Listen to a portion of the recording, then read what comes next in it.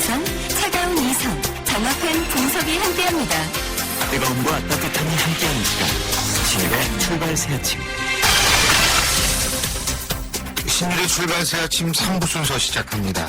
세계 각국의 금리를 경쟁적으로 지금 내리고 있습니다. 올 들어서 루마니아, 스위스에서 비롯한 금리 인하가 북유럽, 아시아, 아프리카, 중동, 중남미에 이어서 마침내 중국도 전격적으로 지급 준비율을 내렸는데요. 문제는 각국의 금리 인하가 환율 전쟁에 동참하기 위한 목적이 강하다, 이런 점이라는 겁니다. 이 때문에 다른 한편으로는 이 환율 전쟁을 차단하기 위해서 세계 단일 통화 논의도 고개를 들고 있다고 하는데, 세계 각국의 금리 인하 상황과 그 배경, 또 우리 경제에 미칠 영향에 대해서 한국경제신문 한상춘 논설위원과 자세히 알아보겠습니다. 한 의원님 안녕하십니까? 네, 안녕하십니까?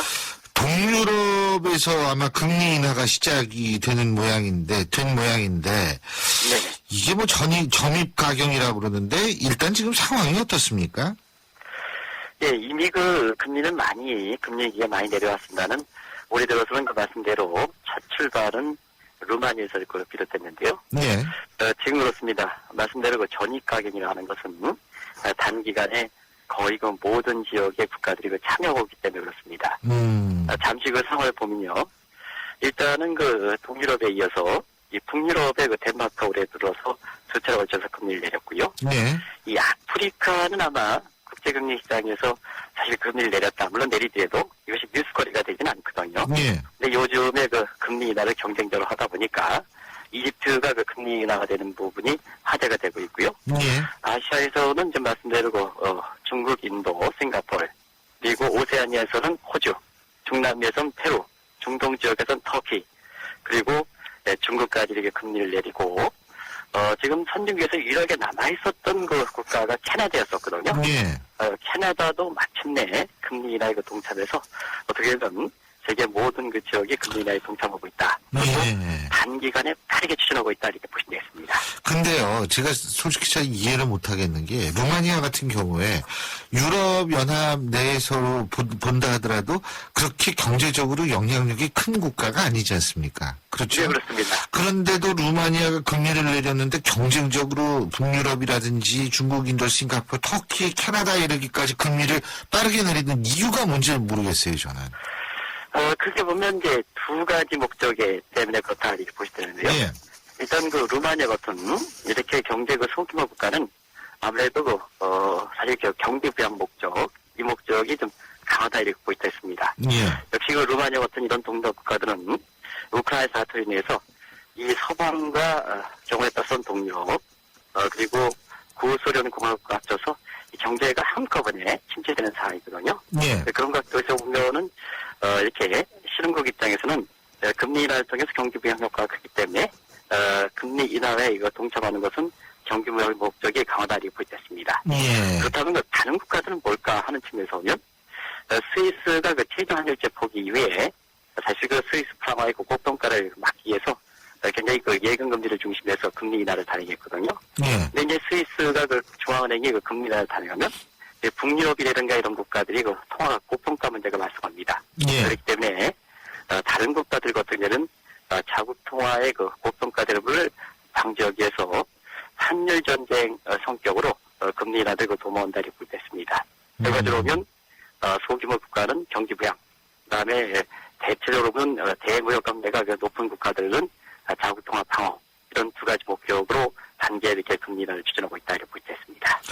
결국은 이렇게 환율 전쟁이 가열화되면은 세계 경제 앞날은 어떻게 되는 거예요, 그러면? 예, 그것이 문제죠. 지금 터키 이스탄불에서는 이런 문제를 협의하기 위해서 주요 20개국 G20 회담이 열리고 있습니다는 사실 그렇습니다. 이 문제가 이렇게 중요한 것은 현재 세계 경제 모든 문제를 풀어가기 위해서는 사실 개별국가 차원에서 이렇게 해결하기가 상당히 어렵습니다. 예. 그렇기 때문에 어느 때보다도 각국 간의 협조라든가 예. 공조 채널을 이렇게 유지하는 것이 굉장히 중요하고, 이번 회담에서 이 공조 채널을 마련할 것인가 하는 것이 감신사 중에 하나거든요. 예. 문제는 그렇습니다. 이렇게 협조 공조를 국제회의를 통해서 각국들이 이렇게 주요한다 하더라도 내면적인 측면에서 보면 역시 환율 전쟁에 동참한다는 것은 자국 통화의 평가자로는 고스란히 다른 국가의 경쟁력에 손해를 미치는 대표적인 그 근린 궁핍화 정책에 해당되거든요. 예. 그래서 그 경제의 그 자기 이익을 강조하는 여러 가지 그 정책 중에서 가장 극단적인 이 기치에 해당되는 것이 사실 그 환율 전쟁, 다시 말하면 자국 통화의 그 평가 절하책이다 이렇게 보시면 되겠는데요. 예. 결과적으로 보면 내부적으로는 이렇게 이기주의가 이렇게 기승을 부리고 밖에서는 협조를 강조한다 하면 사실상 쉽게 그 답을 말씀드리지 않더라도 앞으로 세계 경제의 환경이 만만치 않은 상황이 정리될 것이다 이렇게 보시면 되겠습니다. 그래서 세계 단일 통화 얘기가 나오는 거예요? 네, 그렇습니다. 두 가지 측면인데요. 이 환율 전쟁이 쉽게 깨지지는 않을 거 이렇게 보고 있습니다. 예. 왜냐하면 지금 이제 유럽의 그 중앙은행들이 그 3월부터 아시겠습니다는 매월 그 600억 유로 정도를 그 풀어서 내년도 9월까지 총 1조 1,400유로를 그 풀 거로 이렇게 이미 방침을 밝힌 상태이고요. 예. 미국도 유력의 경제가 버팁니다는 책이다 보면 다른 국가들이 그 평가 절하에 의해서 이 환율이라는 것은 앉아서도 이렇게 자국 통화가 다른 국가들이 그 통화를 약세를 유지시키면 그 국가는 그 강세가 되거든요. 예. 그러다 보니까 미국 입장에서도 편치는 않습니다. 왜냐하면 달러가 자연스럽게 강세가 돼서 거시적 측면에서 미국의 경제 성장률이 지난 그 3분기 5%를 기록했습니다는 4분기는 2.6%가 이렇게 떨어진 상태고요. 예. 그다음에 그 기업들의 실적이 올해 1월부터 지난해 그 4분기 실적이 거의 마무리되고 있습니다는 애플을 제외하고는 기업의 실적이 그렇게 썩 좋게 나오는 상황은 아니거든요. 그리고 미국이 지금 산업적인 정책 측면에서는 대외에 나가 있는 기업들을 그 뒤져오는 리시얼 정책을 취하고 있는데요. 이런 상태에서 달러 강세가 되면 사실 그 해외에 나가 있는 기업을 애써서 미국 내에 들어왔는데 결과적으로 보면 이러한 그 미국의 그 정책에 맞춰서 들어왔던 기업들에 대해서 그게 큰 부담을 주는 꼴이 되는 거거든요. 예. 그러다 보니까 미국도 경우에 따라서는 달러 강세 문제에 대해서 참지 않다 하는 시각을 보면 앞으로 계속해서 환율 전쟁은 좀 가속되지 않겠냐 하는 철에서 결국은 이렇게 환율 전쟁이 가속화되면 될수록 세계 앞날이라든가 국제금리 시장이 상당히 불안하다 보니까 다른 한편에서는 실제 그 도입 여부와 관계없이 세계 그 단일 통화 논쟁이 이렇게 한쪽 측면에서 고개를 들고 있다 이렇게 보겠습니다. 근데 그 세계 단일 통화라는 게 유럽도 말이에요. 유럽연합이요. 유럽연합 같은 경우에도 그 유로라는 단일 통화를 했고 나서 지금 뭐 그리스가 그렉시트라는 단어가 나올 정도로 나간에 만에 이런 일들이 발생을 하고 단일 통화로 됐을 때에는 아무래도 경제적인 강국이 경제적으로 약한 국가를 잡아먹을 수밖에 없는 상황이 벌어지는 거 아니겠어요? 그렇다면은 루마니아 같이 경제적으로 약한 나라들 입장에서 볼 때 물론 이 금리 인하를 한다라는 그런 것들은 이해가 되지만 그런 나라들이 찬성하기는 힘든 거 아니겠어요? 예, 사실 단일 통화에서 보면 세계 성격을 갖고 있지 않지만 그래도 지역별로 단일 통화에서 여러 가지 평가가 나오고 있다는 처음으로 이렇게 도입돼서 그나마 그 중심 통화 기능을 했던 것이 예. 지금 말씀하신 대로 유로화거든요. 예. 문제는 그렇습니다. 이 유로화를 이렇게 도입해서 가치가 안정되려면 서로 경제 여건이 이렇게 다른 국가들 통화가 통용되니까 예. 경제 여건을 평평하게 유지해야 됩니다. 예. 어떻게 유지해야 되느냐 하면 통화 가치에 많은 영향을 주는 각각 물가라든가 재정적자라든가 금리라든가 그 다음에 환율적인 측면에서 이게 이제 전문적인 용어로 성장 및 안정을 위한 협력이다 해서 SDP 협정이다 이렇게 표현을 하는데요. 이런 그 수렴 조건을 어느 정도 맞춰야 단일 통화를 도입해서 그것이 화폐에 여러 가지 갖고 있는 거래 동기라든가 이런 회계 단위라든가 이런 기능을 하게 되는 거거든요. 예. 근데 문제는 그렇습니다. 이 경제권이 다른 국가들을 서로 동일한 규제를 이렇게 묶어다 보니까 지금 말씀대로 사실 최근에 그 그리스라든가 이런 피그스 국가들의 문제가 나오는 거거든요. 그런 측면에서 보면 지금 환율 전쟁이 이렇게 가속화됨에 따라서 지금 말씀하신 대로 세계 단일 통화 도입하면 유로화 정도로 이렇게 선례를 가지고 이렇게 예. 한다면 분명히 지금 말씀하신 경제 약자 국가의 문제가 더 심하게 발생할 거로 이렇게 봅니다. 예. 그래서 현존하는 통화를 가지고 단일 통화하는 것보다는 예를 들어서 세계 그 경제 비중에 맞춰서 미 달러라든가 엔화라든가 아니면 스위스 프랑이라든가 유로라든가 영계 파운드라든가 해서 한 바구니 속에 묶어서 로스박스 시스템 통해서 환율을 좀 안정시켜야 되지 않느냐. 예. 이런 차원의 방안들이 좀 많이 거론되고 있다 이렇게 볼 수 있습니다. 그러면 이게 우리나라, 단일 통화 논쟁은 예. 한일 전쟁이 심하면 심하기 때문에 그 실제 말씀하신 대로 교인료와 관계없이 필요성 차원에서 사실상 그 단일 통화 논의되고 이 논의가 되기 위해서는 상당 부분 시간을 거쳐야 될 거로 이렇게 보고 있거든요. 예. 그래서 단일 통화 논쟁이 되는 것은 그만큼 한일 전쟁이 심해서 앞날에 대해서 우려감 때문에 나온 거다 이렇게 볼 수 있습니다. 그렇게 환율 전쟁이 심한데 우리나라는 어떻게 해야 돼요? 금리를 더 내려야 됩니까? 네, 우리 입장에서는 그렇습니다. 우리가 사실상 그 우리 입장에서도 지금 세계 경제 환경일 때는 어쨌거나 사실 그 세계적으로 보면 우리도 같이 그 동참할 필요는 있는 것이 아닌가 생각합니다. 이런 표현을 쓰거든요. 진흙탕에서 진을 같이 튀겨야 우리가 그렇게 경쟁력이라든가 이런 측면에서 그렇게 불리하지 않는 거거든요. 예. 근데 우리만 독약정책 신사복을 있으면 그 금리 인하의 진흙탕 속에 더 많이 튕겨져서 국내 그 경제라든가 국내 수출 기업들이 어려움을 초래하는 상황이 되거든요.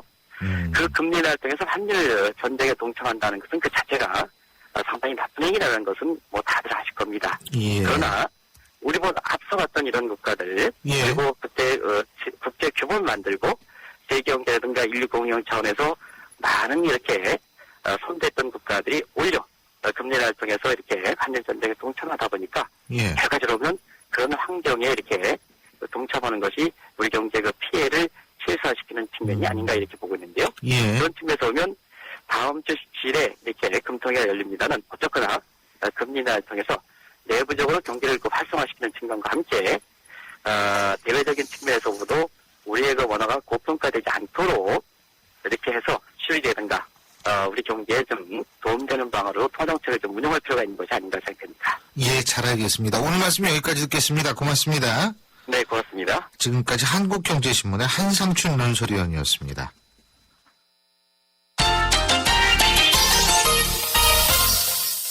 스포츠 소식 알아보겠습니다. 경향신문 김세훈 기자 연결합니다. 김세훈 기자, 안녕하세요. 네, 안녕하세요. 예, 농구 대통령이라고 불렸던 허재 감독이요. 성적 부진으로 지휘봉을 내려놨네요. 원숭이도 나무에서 떨어질 때가 있다고. 네. 뭐 항상 성공만 하는 건 아니죠. 예. 그렇습니다. 이 농구 대통령, 그래서 뭐 10년 동안 장기 집권을 해왔다. 뭐 이런 표현도 쓰고 있는데요. 예. 허재 감독이 KCC 감독을 맡은 게 2005년이었습니다. 그래서 10년이 흘렀고요.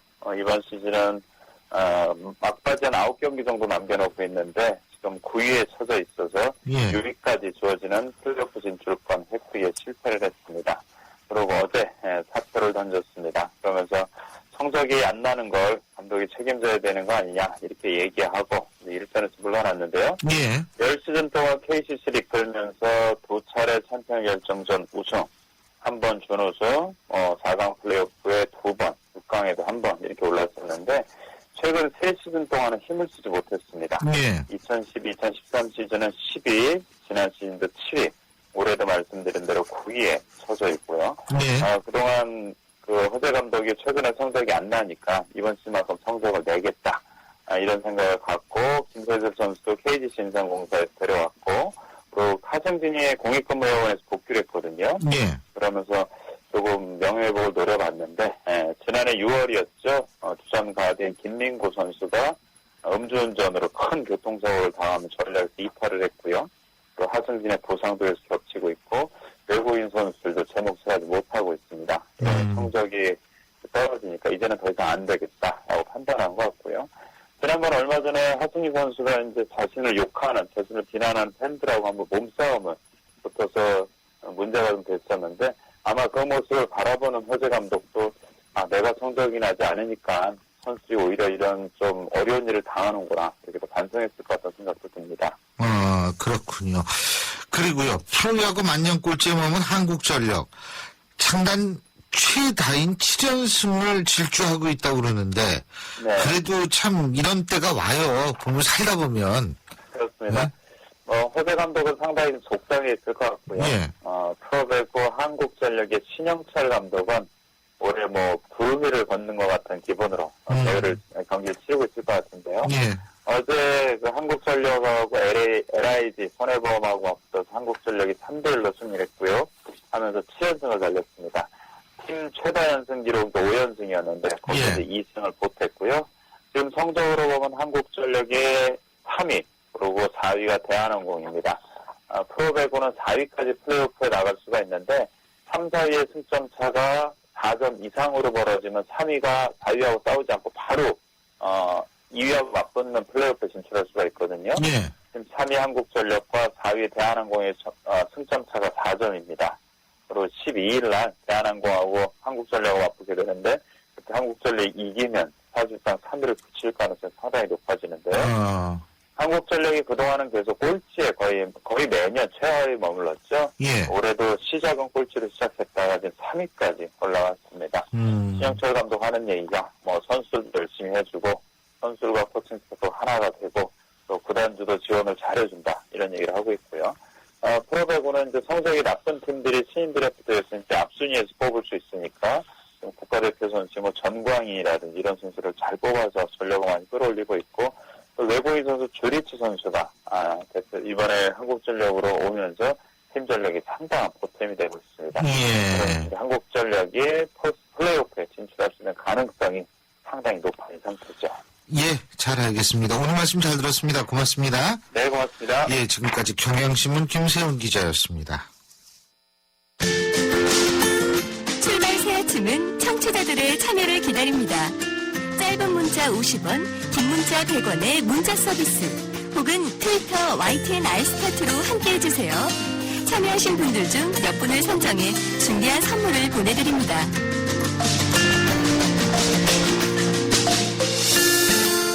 어제 오전 천안 논산간 고속도로에서 승용차가 정차했던 화물차로 추돌 해서 운전자가 사망하는 사건이 있었습니다. 온라인상에서 의견이 분분한데요. 사고 차량이 마치 종이를 구겨놓은 듯이 찌그러져 있어서인데 국내 브랜드 차량의 안전성까지 언급되면서 갑론을박 논란이 일고 있습니다. 관련 내용 더불어서 교통사고 2차 사고 위험성에 대한 전문가의 의견 들어보겠습니다. 김기복 시민교통안전협회 대표 연결하겠습니다. 김 대표님 안녕하십니까? 예, 안녕하십니까. 오랜만입니다. 예. 우선 어제 그 천안 논산간 고속도로 추돌 사건 경위부터 좀 말씀해 주시죠. 예, 사고가 일어난 시간이 6시 5분경, 그러니까 새벽 시간이라는 점 하고요. 예.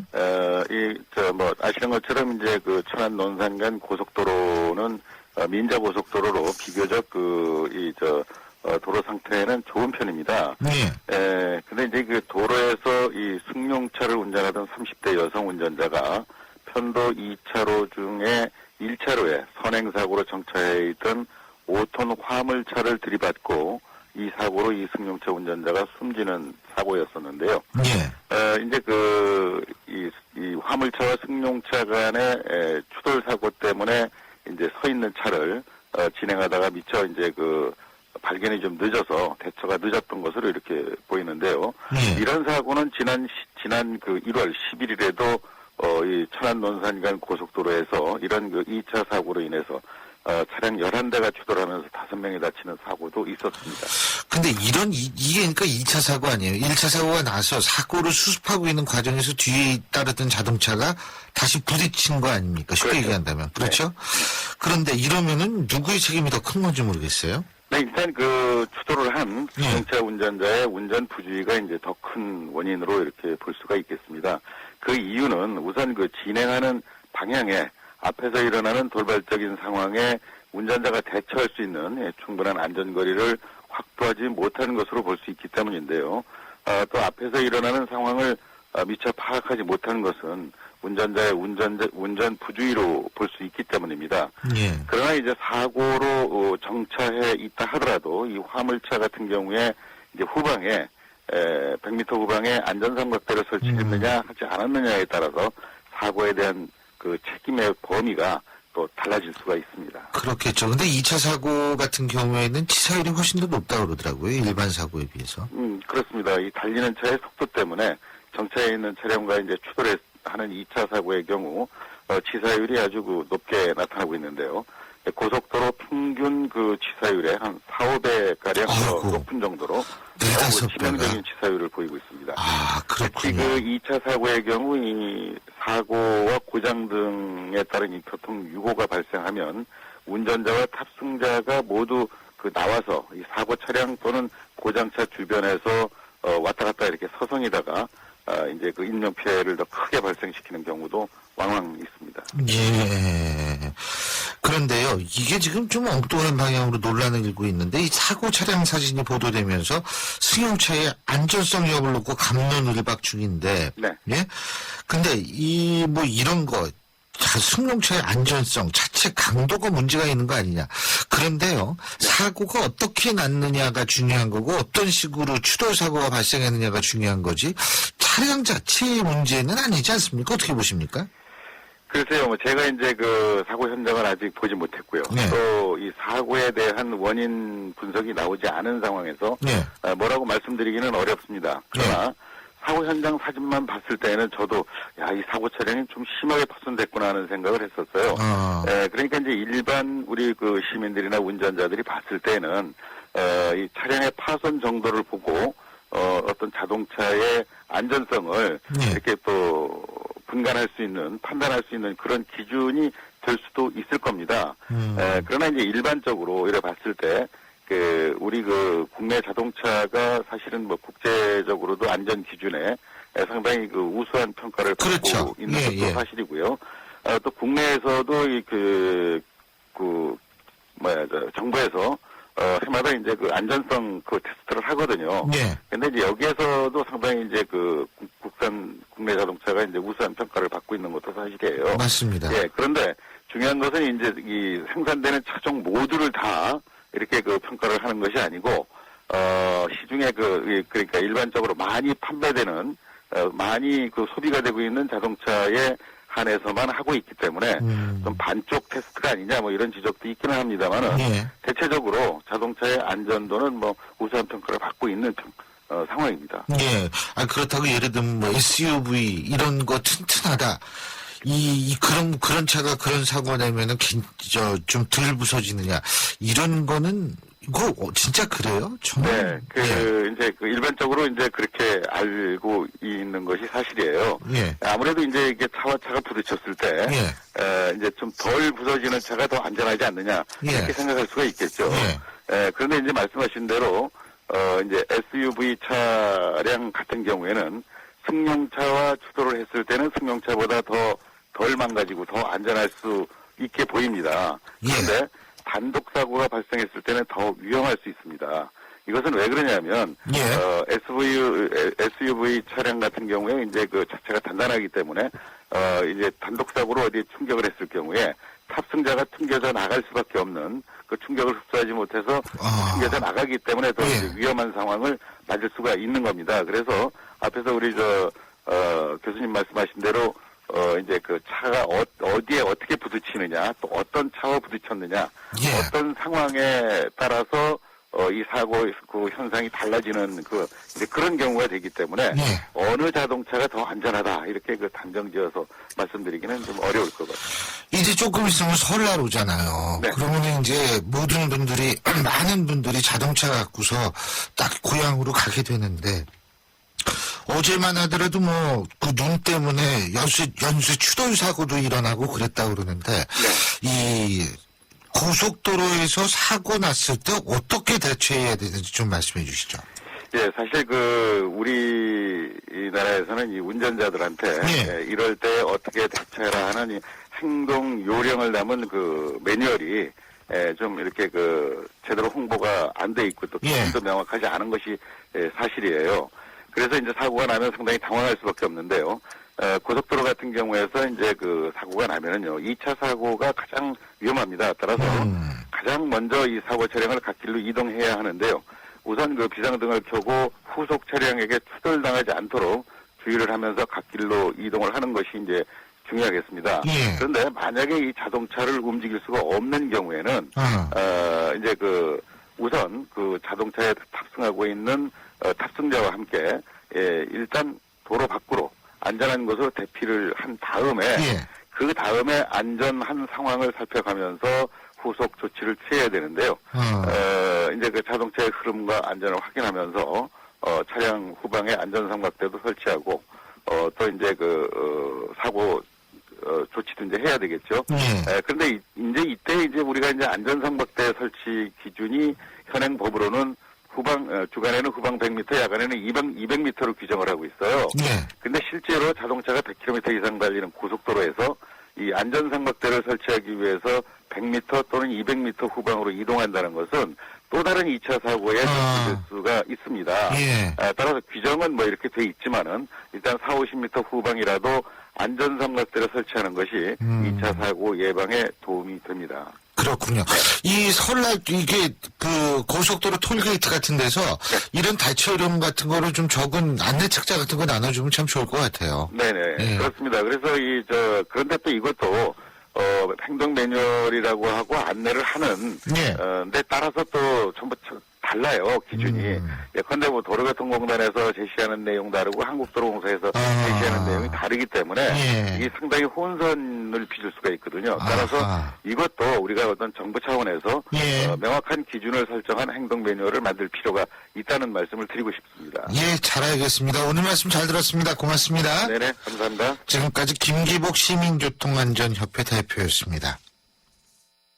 차고 맞네 차고 맞다 2588 2588 대리운전 2588 2588 좋아요. 대리운전입니다. 역삼동에서 일산이요. 2명 필요하시다고요? 일용이와 홍제동 김수미 보내라고요? 네, 좌우로 찾아서 연락드릴게요. 좌우로 정렬 2588 2588 신일의 출발사 지금 3부 순서는 여기까지입니다. 잠시 뒤 4부에서 뵙죠. 올해 중학교에 진학하는 민성이. 중국인 엄마를 둔 이른바 다문화 가정 어린입니다. 한때는 한글이 서툴러 친구들과 어울리기가 힘들었지만 이제는 의젓한 중학생이 될 날을 기다리고 있습니다. 하지만 민성이네 형편으로는 새 교복을 사 입는다는 게 큰 부담입니다. 여러분의 정성으로 교복을 선물하시면 어떨까요?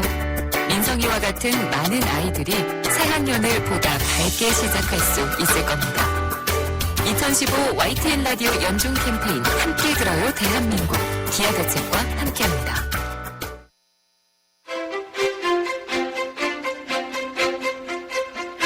여러분은 지금 신율 교수가 진행하는 출발 새 아침을 듣고 계십니다.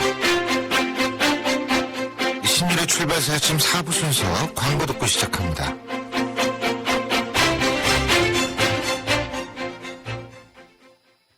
세상에는 두 가지 종류의 면도기가 있습니다. 공면에 적응하지 못하거나 공면에 완벽하게 밀착되거나 플렉스볼 기술로 새롭게 탄생한 퓨전 프로글라이드. 턱선을 따라 반응하는 질레트 최적의 밀착 면도. 지금 프로글라이드를 검색해보세요. 질레트. 피자, 가격이냐 맛이냐 그것이 문제로다. 광수씨, 피자헛에선 둘 다 포기하지 마세요. 크림슈림프, 포테이토 소시지, 치즈, 갈릭 불고기 5천만이 사랑하는 토핑만 올려 더 맛있는 피자. 2건 주문시 한 건 9,900원.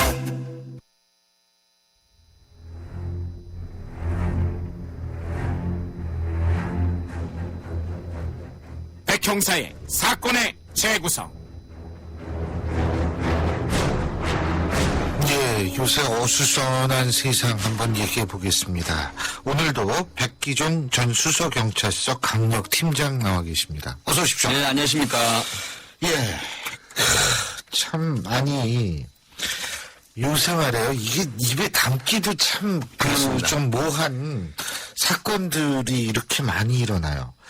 이 자신의 딸을 성폭행한 동거남을 선처하기 위해서 딸에게 혼인을 강요한 사건. 네. 기가 막 이거 일단 사건 경위에 대해서 네, 말씀해 주시죠. 바로 2012년 이전부터 45세 된 신모 씨가 이제 그 당시 15세 된 엄마죠, 엄마. 엄마가 동거남입니다. 동거남 김모 씨 43세와 동거를 하면서 엄마가 밖으로 외출하는 사이에 이 딸, 그 당시 중학교 1학년이죠. 아이고. 이 딸을 여러 차례에 걸쳐서 엄마 모르게 성폭행을 합니다. 그런데 어느 날 임신이 되죠. 그래서 이 딸이 엄마에게 털어놓지를 못하고 결국 아이를 출산하게 됩니다. 근데 아들을 낳았죠. 아들을 낳아서 엄마가 이 사실을 알고 결국은 이제 그 혼인을 시키자고 하는 계기가 어떤 거냐면 이 아이가 혼자서 구청을 찾아갑니다. 미혼모 상담 지원을 하기 위해서. 그런데 그 엄마의 그 얘기를 이제 이전에 들었어요. 혼인을 해야 된다, 만약에 하면. 그러니까 이 아이가 그 지원 상담 직원에게 털어놓으니까 그 지원 상담하는 직원이 이상하거든요. 그래서 이건 뭔가 나이 어린 애가 임신을 하고 뭐 호적 신고를 한다라는 개념에 이제 아무래도 이건 성폭행이다 그래서 경찰에 신고를 해서 결국은 경찰에 신고를 했는데 이 사안이 밝혀지죠. 그래서 보니까 이 엄마, 그러니까 의붓 아버지 뻘이죠. 사실혼 관계에서 동거를 했으니까. 그래서 이 사실이 밝혀져서 결국 경찰에서 구속을 하는데 이 엄마가 자기 동거남을 구출하기 위해서 면회를 3개월 동안 13~14차례 가게 강요를 하고 그 다음에 법정에 가서 내가 원해서 결혼을 했다라고 이제 허위 증언을 하도록 교사를 하죠. 이게 결국은 중앙지검 아동 그 조사부에서 이걸 문제가 있다 그래서 엄마를 다시 수사를 해서 아동복지법 위반으로 불구속 기소하면서 세상에 알려지게 된 것이죠. 불구속 기소군요. 네네.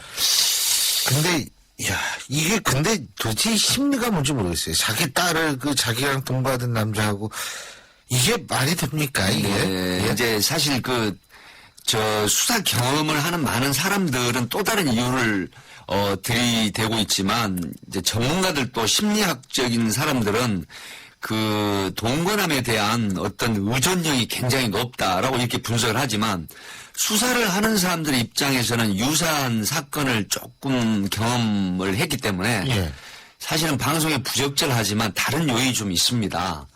그 쉽게 말을 하면 뭐 이렇게 표현을 해서 될지 모르겠습니다만은 그 동거남하고 색정이라고 얘기하면 이해가 되실지 모르겠습니다. 이게 방송에 좀 부적절할 것 같아서 말씀을 안 드리려고 했는데 어쨌든 뭐 나쁜 말은 아닌데 남녀 간의 정이 너무 깊이 들어서 그래서 딸을 결국은 학대하는 행위까지 가버린 것이죠.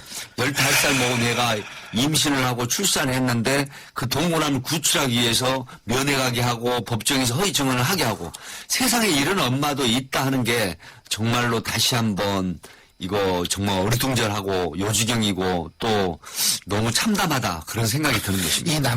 이 남자 같은 경우에 성폭행으로 지금 이제 들어가 있는 거죠. 그러니까? 네, 현재 구속이 돼서 재판이 진행 중에 있습니다. 근데 그 남자고 지금 아까 이 엄마라는 사람은 불구속 기소가 됐다고 그러는데 사실 이게 일종의 혼인교사 아니에요? 살인교사처럼?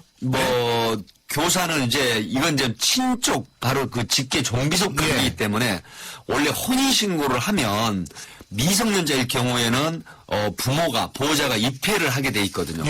그런데 이제 이런 상태에서 그러면 이건 성립이 안 된다 그러면 강요죄가 되느냐? 또 강요죄는 객체가 바로 자연인인 타인인 경우에 강요죄 5년 이하 징역이 성립이 되거든요. 그래서 이것도 아니다. 그래서 결국은 아동복지법이 보면은 방임, 학대 행위, 그다음에 자기가 양육하는 유아나 영아 또 어린아이, 아동에 대해서 소홀하고 이런 어떤 학대 행위가 이루어지면 처벌이 5년 이하 징역이 3천만 원 이하 벌금. 그래서 지금 검찰에서는 불구속 기소를 했지만 결국은 제가 예상컨대 법정에서 법정 구속이 되지 않을까. 이제 이유는 지금 현재 작년에 이게 아동 보호단이라는 게 이제 발족이 됐어요.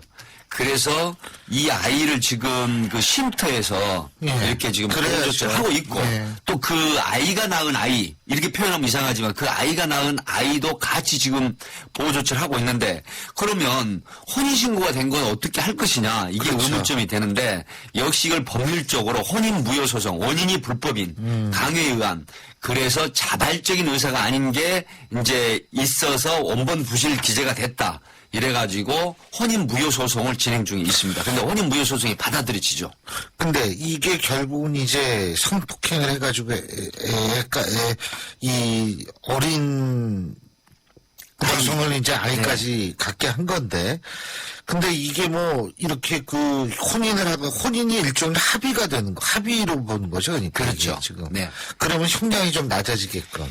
그러니까 이제 이겁니다. 도대체 시청자분들이, 애청자분들이, 왜 법정에서 그렇게까지 하느냐. 그런데 결국은 앞에 잠깐 언급을 드렸지만, 결국 이 남편인 격인 동거남을 구출해내기 위해서 자기 아이는 전혀 돌보지 않고 아이에게 면회를 죽기보다 싫다는데도 면회를 가게 하고 그다음에 법정에서 허위 증언하도록 내가 원해서 임신하고 아이를 갖고 결혼했다라는 허위 증언을 하도록 교사를 한 것이죠. 이제 이렇게 되니까 결론은 법정에서 법정 구속이 될 소지가 높다. 이렇게 지금 예상을 하는 것이죠. 그렇군요. 그리고 이 또 다른 사건인데 말이에요. 참 이것도 저건데 그 고등학교 운동부 트레이너가 여학생을 상습 성추행했다고. 네, 하네요. 그렇습니다. 이 경기도에 있는 그 고등학교인데요. 서울 소재 그 유명한 그 체대 졸업을 한 강사 트레이너죠. 이 트레이너가 학생들에게 대해서 여학생들에게 대해서 처음부터 이상한 행동을 하죠. 부임을 하자 얼마 안 돼서 근육 자랑하면서 배를 만져봐라, 엉덩이를 만져봐라 이런 형태의 자기 요구를 신체를 하거든요. 그 만져봐라. 트레이너의 신체를 만져보라.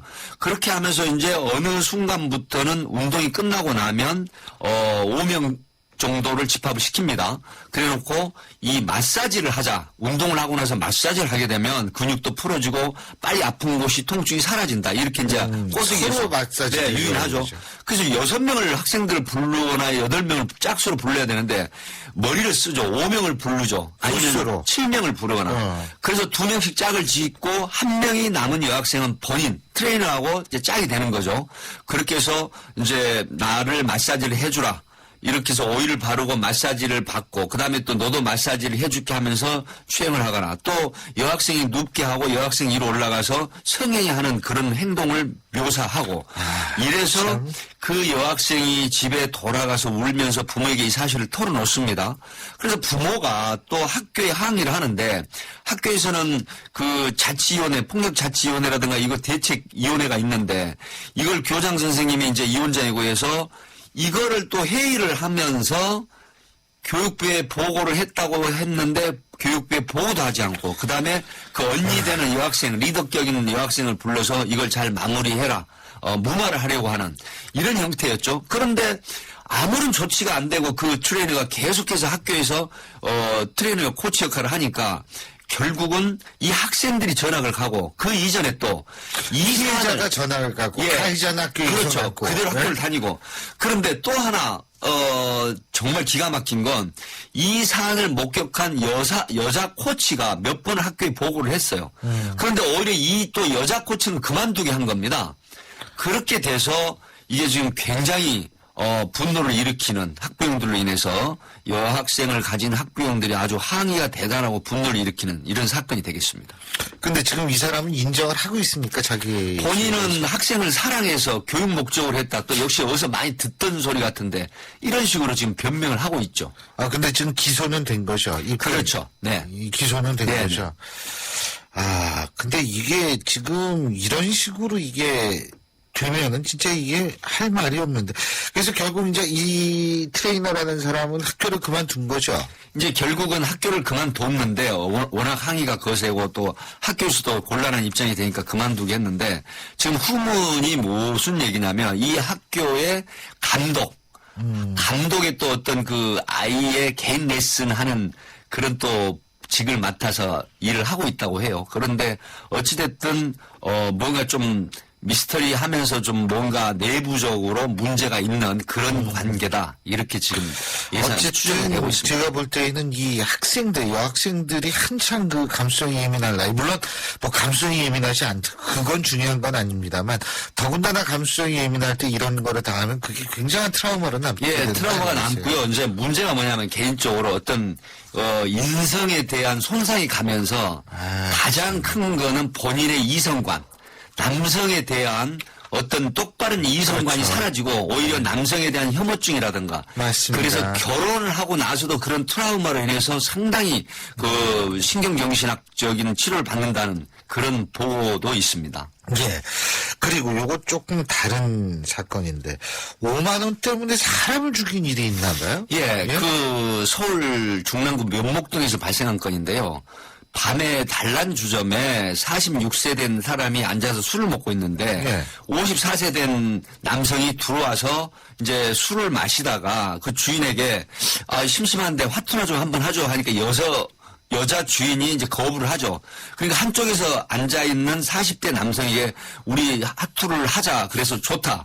이렇게 돼가지고 이제 테이블에서 하투를 가지고 하투를 하는데 그 하투 이름이 우리 애청자분들 아시겠지만은 이 바로 도리지구땡이라는 겁니다. 5장을 가지고 석장으로 숫자 10이나 20을 조합을 하고 나머지 끝발 뭐 산발 강땡이냐 뭐 가보냐 또 아니면 뭐 삥땅이냐 이제 이런 식으로 이렇게 해서 높은 끝발을 가진 사람이 돈을 따는 건데 첫 번째는 5,000원 걸기로 해서 이 50대 남성이 tab니다. 예. 그러니까 다시 또 이제 40대 남성이 돈을 올려서 하자. 그래서 결국 이제 자기가 잃었으니까 이제. 두 번째는 또 이제 5만 원을 올려서 하자 그래서 5만 원을 땁니다. 예.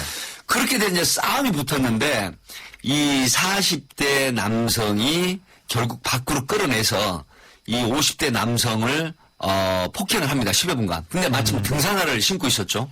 그래서 그 등산화로 발길질을 해서 결국은 10분간 폭행을 했는데 주민이 신고를 하죠, 행인이. 그래서 이 사람은 또 도망을 가면서 그 피해자의 호주머니를 떼서 25만 원 강취를 하죠. 그래서 이제 강도 치사죄가 된 건데 도망을 가서 이제 강도 치사. 그러니까 죽일 의도는 없었지만 강도를 하면서 결국은 폭행으로 인해서 사망을 하게 된 결과적 가정범이죠.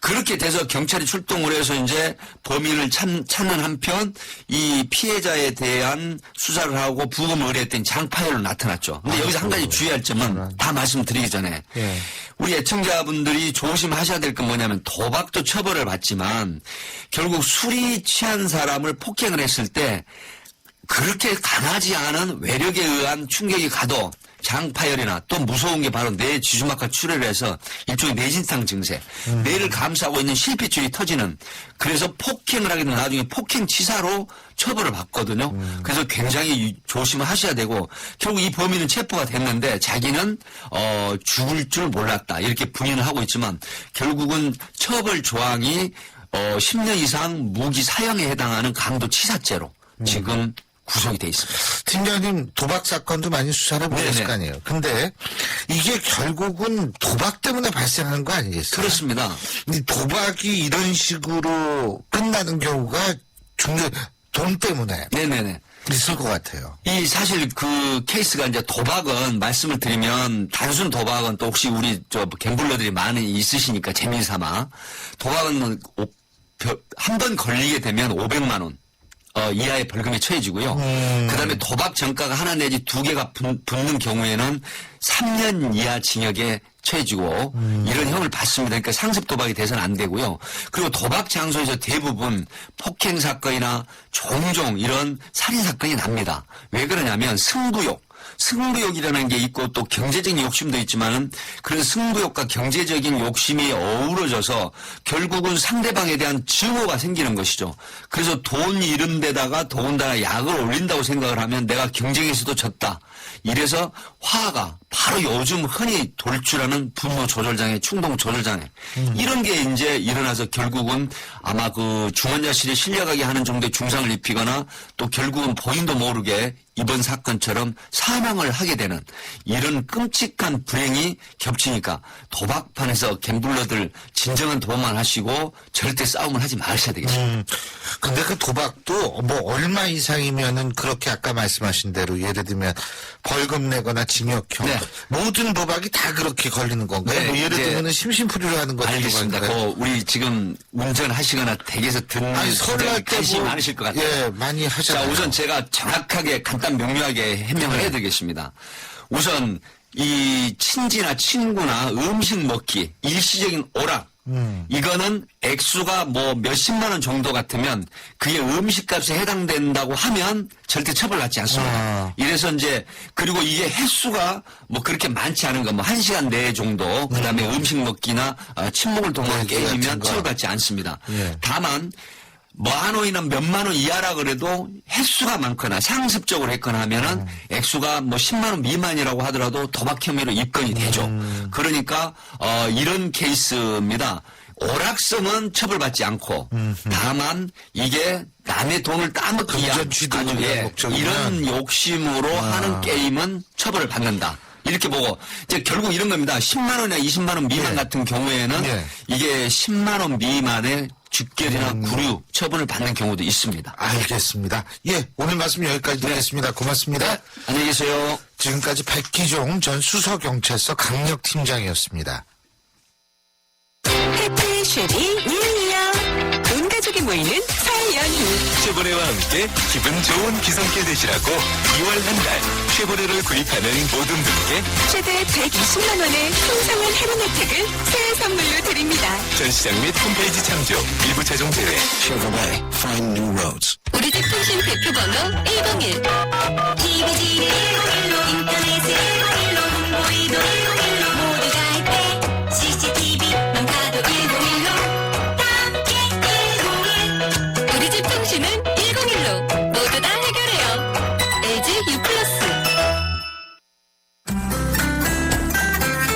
예, 오늘하고 내일은 아마 이완구 총리 후보자에 대한 인사청문회 문제로 전국이 또 시끌시끌할 것 같습니다.